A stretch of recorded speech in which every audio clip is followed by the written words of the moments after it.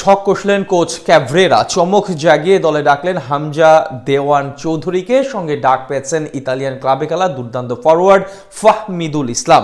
এই জুটির চাপ সামাল দিতে পারবে তো ভারত, নাকি ঘরের মাঠে পরাজয়ের লজ্জা অপেক্ষা করছে মেড ইন ব্লুদের জন্য? চমক জাগিয়ে ভারতের বিপক্ষে হামজা আর ফাহমিদুলের ডাক পাওয়ার সাথে বাংলাদেশ দলের প্রাথমিক স্কোয়াড কেমন হয়েছে, সব মিলিয়ে বিস্তারিত থাকছে রিপোর্টে। আগামী 25শে মার্চ এএফসি চ্যাম্পিয়নশিপে মাঠের খেলার অঘোষিত চিরপ্রতিদ্বন্দ্বী ভারতের বিপক্ষে মাঠে নামবে বাংলাদেশ জাতীয় ফুটবল দল।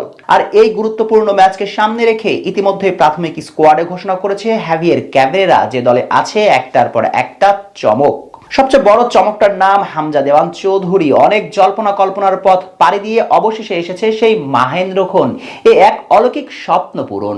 বাংলাদেশের হয়ে প্রথমবারের মতো চমক জাগানিয়াভাবে ডাক পেয়েছেন ইংলিশ প্রিমিয়ার লিগের এই ফুটবলার। না শুধু বাংলাদেশি নয়, বরং পুরো দক্ষিণ এশিয়ায় প্রথমবারের মতো কোনো ইংলিশ লিগে খেলা ফুটবলার ডাক পেলেন। তবে চমকটা শুধু এখানেই শেষ নেই, কেননা ইতালির ক্লাবে খেলা ফাহমিদুল ইসলাম আছেন এই স্কোয়াডে। পাশাপাশি মোহামেডান স্পোর্টিং এর গোলকিপার সাকিব আল হাসানও আছেন প্রাথমিক দলের স্কোয়াডে। তাছাড়াও প্রাথমিক দলের স্কোয়াডে গোলকিপার হিসেবে আছেন আরো 5 জন। হাভিয়ের ক্যাভরেরার তুরপের তাস মিথুল মর্মার সঙ্গে স্কোয়াডে ডাক পেয়েছেন সর্বশেষ সাফের গোল্ডেন গ্লাভস জয়ী আনিসুর রহমান জিকো। মেহেদী হাসান শ্রাবণ এবং মোহামেডানের আরেক গোলকিপার সুজন আহমেদ জায়গা পেয়েছেন স্কোয়াডে।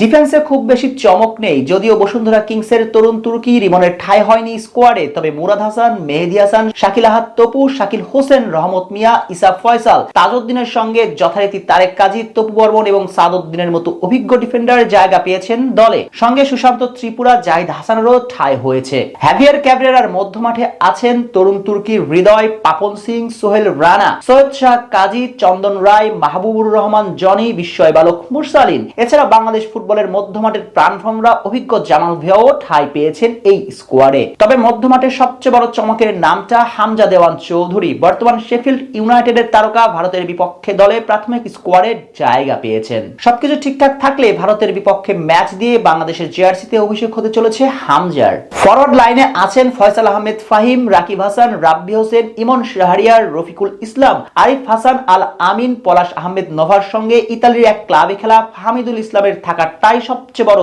চমক। বাংলাদেশ সেন্ট্রাল ফরওয়ার্ড নিয়ে যে সমস্যা চলছে দীর্ঘদিন যাবৎ, সেই সমস্যার সবচেয়ে বড় সমাধান হতে চলেছে ইতালির ক্লাবে খেলা এই ফুটবলার। সর্বশেষ মৌসুমে 28 ম্যাচে মাঠে থেকে করেছেন 6টি গোল। তাই ধারণা করা যাচ্ছে এই ম্যাচে হামজার সঙ্গে ফাহমিদুল হতে পারেন হাভিয়ের ক্যাভরেরার বাজির ঘোড়া। আগামী 25শে মার্চ এএফসি চ্যাম্পিয়নশিপে মাঠের খেলার অঘোষিত চিরপ্রতিদ্বন্দ্বী ভারতের বিপক্ষে মাঠে নামবে বাংলাদেশ জাতীয় ফুটবল দল।